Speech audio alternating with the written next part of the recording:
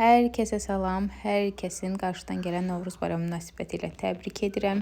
Axırıncı çərşənbə günü süfrəyə nələr hazırladım, necə etdim, onları qısa-qısa videolar çəkmişdim və düşündüm ki, niyə də paylaşmayım. Və sonra ağlıma bir cümlə gəldi, hansı ki bu cümləni bizim təmizlik səhifəsi, yəni təmizlik videoları çəkəcək səhifə idarə edən bir xanım var. Təsadüfən onun canlısına girmişdim və o canlıda belə bir ifadə istifadə etmişdi ki, hər əlinə telefon alan bloger olur.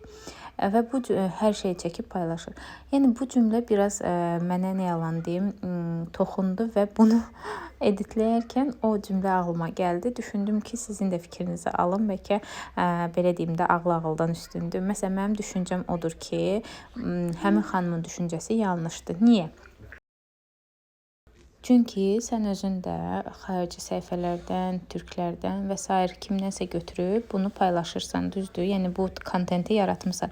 Bu kontenti sən özündən yaratmamısan ki, bu kontenti sən özün düşünməmisən ki, sən durub belə bir ifadə istifadə edəsən ki, hər əlinə alan, telefon alan vlog çəkir, blog yaradır.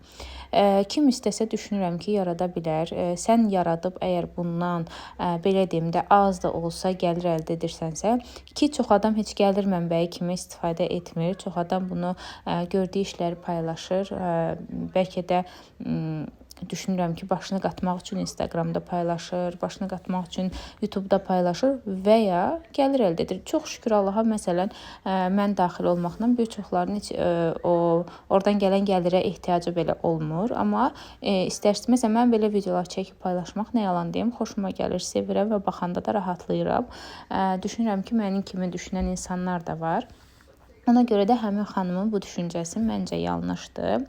Və sizin də fikrinizi bilmək istəyirəm ki, siz nə düşünürsünüz bu mövzu haqqında? Və düşünürəm ki, ruzini verən Allahdır və məncə bu biraz çox az paxıllıqdır.